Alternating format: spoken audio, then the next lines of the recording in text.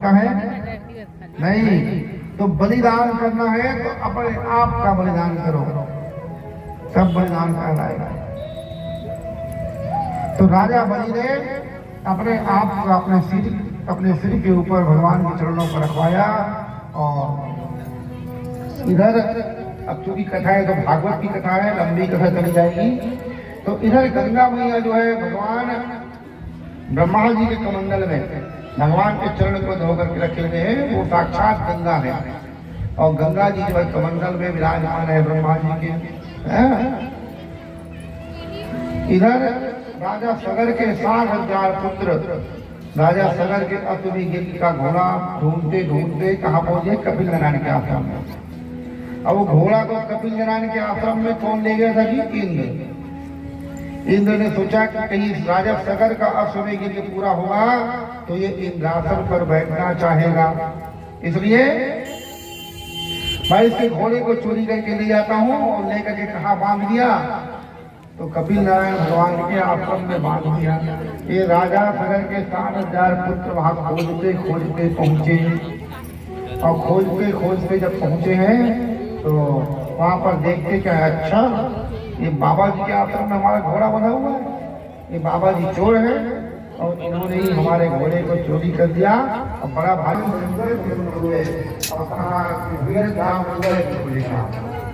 अपनी जान पर नहीं रोकूंगा।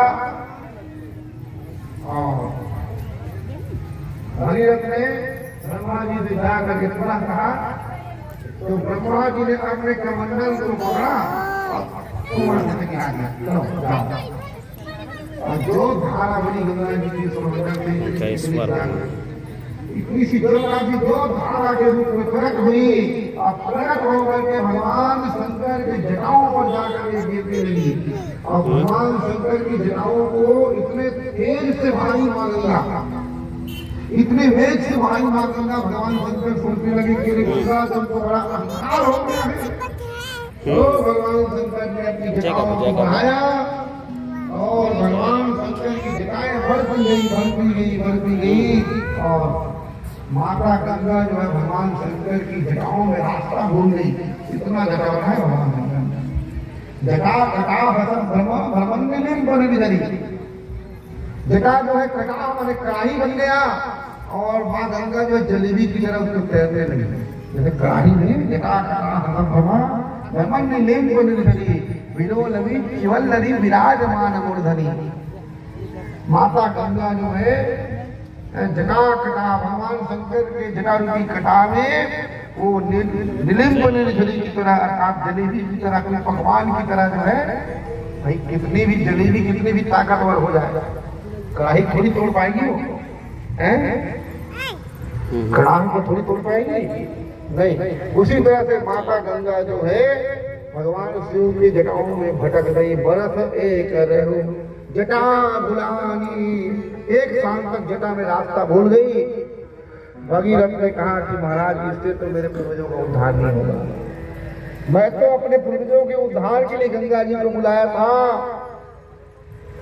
अब गंगा जी अपना वेग बढ़ा रही है और आप अपनी जटाएं बढ़ा रहे हैं महाराज, इससे तो मेरे पूर्वज हो गया कल्याण बने। भगवान शंकर हंसे और हंस करके भगवान शंकर को दया आई। भगवान शंकर ने अपनी जटाओं से एक बूंद गंगा जी का छोड़ा। कितना छोड़ा? एक बूंद। और उसी एक बूंद की 3 धारा बनी। एक आकाश में चली गई जिसे हम कहते हैं आकाश गंगा। हर साल इतना बारिश होता है लेकिन पानी खत्म नहीं होता, फिर अगले साल गिरेगा, फिर कभी मौसम बदल जाता है, फिर से गिर जाता है आकाश गंगा। दूसरी है पाताल गंगा, धरती के नीचे बहने वाली दूसरी धारा। एक ही बार में पूरी गंगा को पी लिया। भगीरथ आगे दौड़ते गए, रथ में जा रहे हैं, पीछे लौट कर देखे गंगा जी नहीं आ रही, दौड़ के वापस आए। बोले बाबा जी के आश्रम तक तो पहुंचे, यहाँ से आगे नहीं बढ़ रही है। जाकर के बाबा जी से प्रार्थना की। बाबा जी ने कहा भगीरथ जाओ, माँ गंगा जी को छोड़ता हूँ। अपनी जंगा पर उन्होंने ऐसा थाप मारी तो माता गंगा जो है जंघे से इसी के जंगा पे प्रकट हो गई और जंगा को भी जानू करके जानूंगी। तो गंगा जो है ऋषि महाराज के जंगल से प्रकट हुई, इसलिए उसका नाम हो गया जाहनी की गंगा।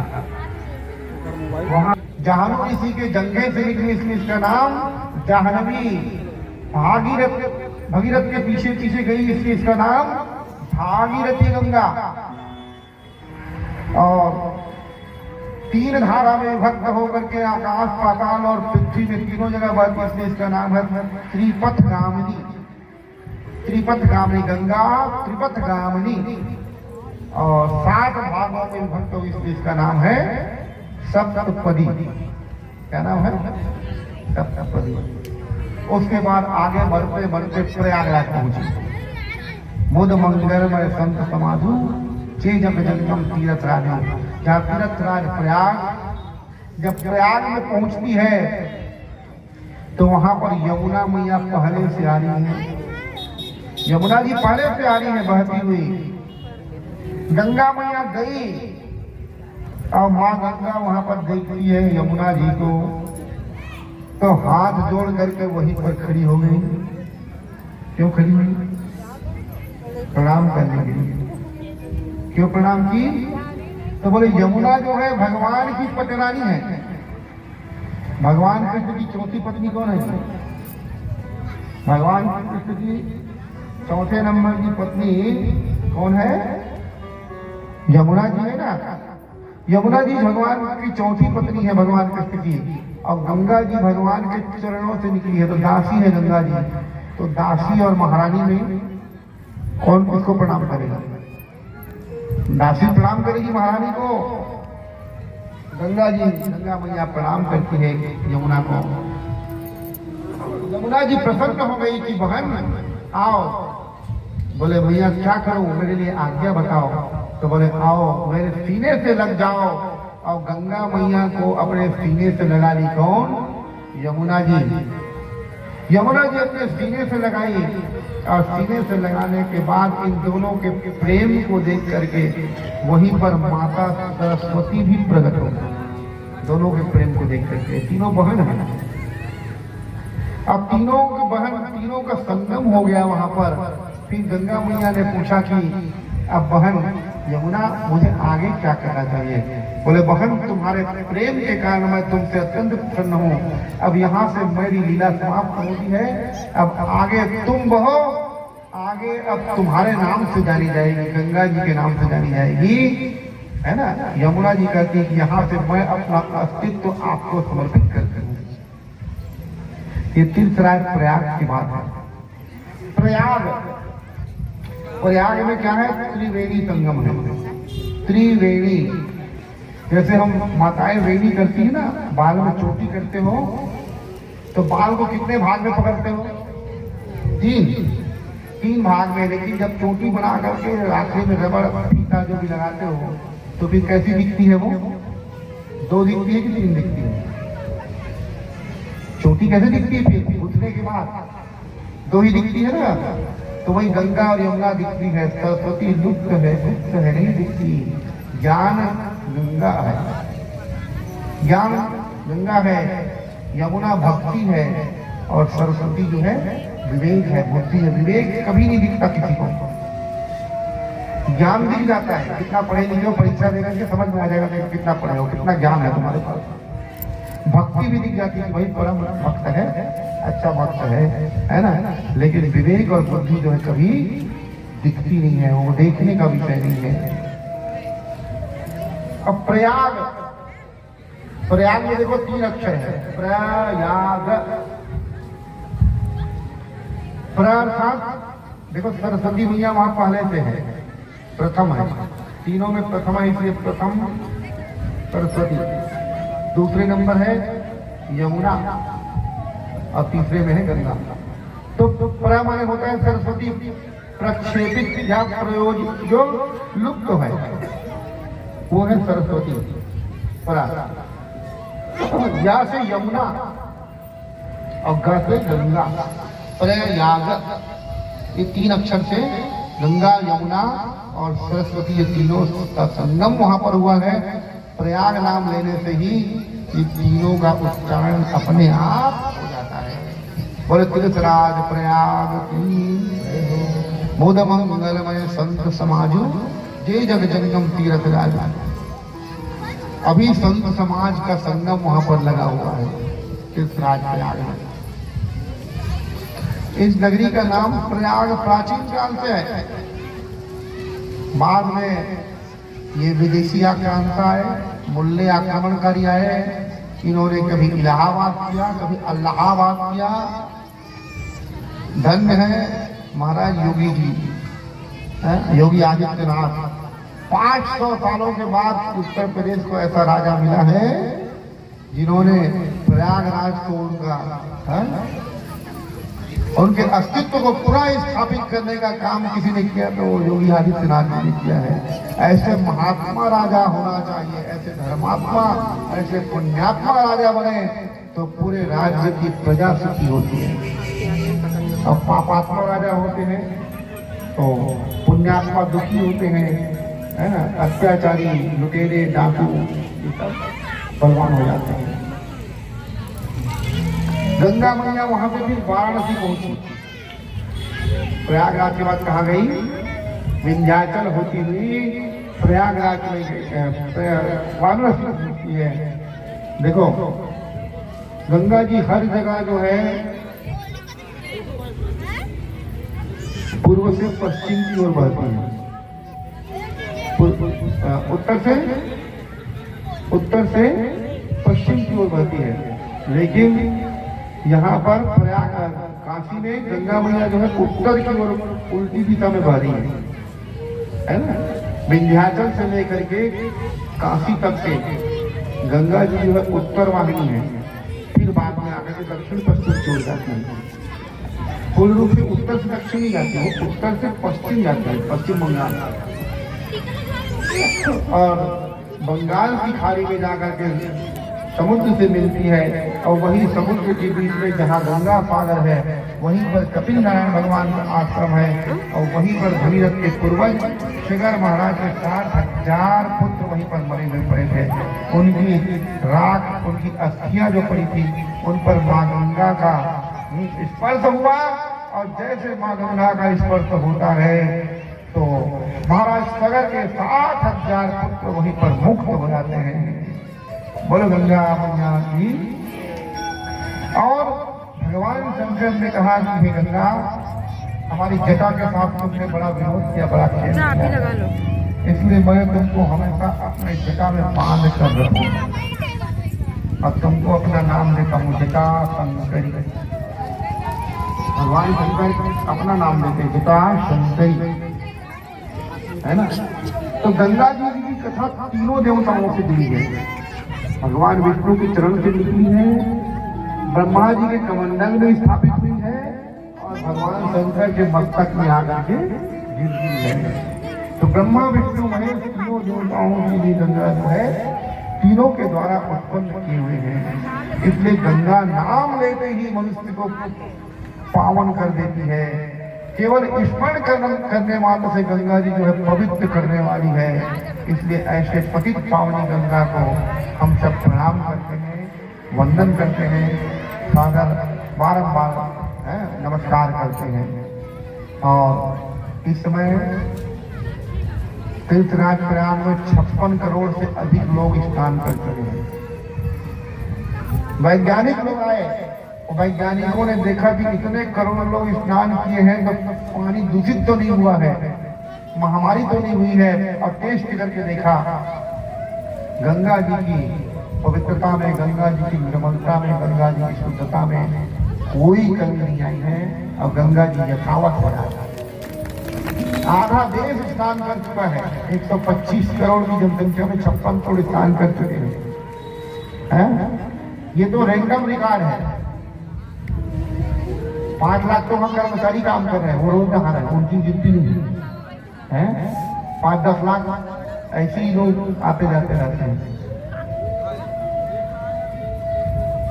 हमारा एकमात्र उद्देश्य होना चाहिए कि हमारे आसपास जो भी जल है, जो भी सरोवर है, जो भी नदी, तालाब, कुआं, बावड़ी है, उसी को गंगा समझें और उसको पवित्र रखने का प्रयास करें, उसको शुद्ध रखने का प्रयास करें। यही गंगा जी की सच्ची भक्ति है। और उसमें कचरा न डालें, आसपास प्लास्टिक का उपयोग बिल्कुल ना करें तो बहुत अच्छा है। अब कर रहे हैं तो नदी तालाब कुएं तक के ना जाए प्लास्टिक, किसी भी रूप में प्लास्टिक वहां नहीं पहुंचना चाहिए। प्लास्टिक जल को विषैला बना।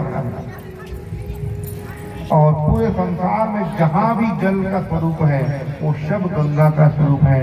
और सारे गंगा स्वरूपी जल जो है भगवान नारायण के शरीर का पसीना है। तो साक्षात नारायण का स्वरूप मान करके हमेशा जल का सम्मान करना चाहिए, क्योंकि जल है तो कल है, जल है तो कल है, और जल नहीं तो फिर कुछ भी नहीं है, है?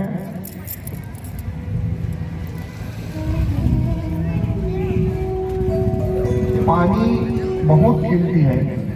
और भविष्य वक्ताओं ने तो घोषणा कर दिया कि तीसरा विश्व जो होगा पानी के लिए होगा। हम लोग यहाँ पेट्रोल 100 रुपए लीटर में खरीदते हैं, है ना। कई देश ऐसे जहाँ पानी 500 रुपए लीटर में मिलता है। कई देश ऐसे जहाँ पानी पीने का 500-700 रुपए लीटर, 1000 रुपए लीटर में मिलता है। तो हम लोग सौभाग्यशाली हैं। एक दिन वाहन नहीं चलाएंगे, पेट्रोल नहीं डलवाएंगे तो जीवित रह जाएंगे, लेकिन एक दिन पानी नहीं पीएंगे तो हम जीवित नहीं रह सकते। रहीमन पानी राखिए, बिन पानी सब सून।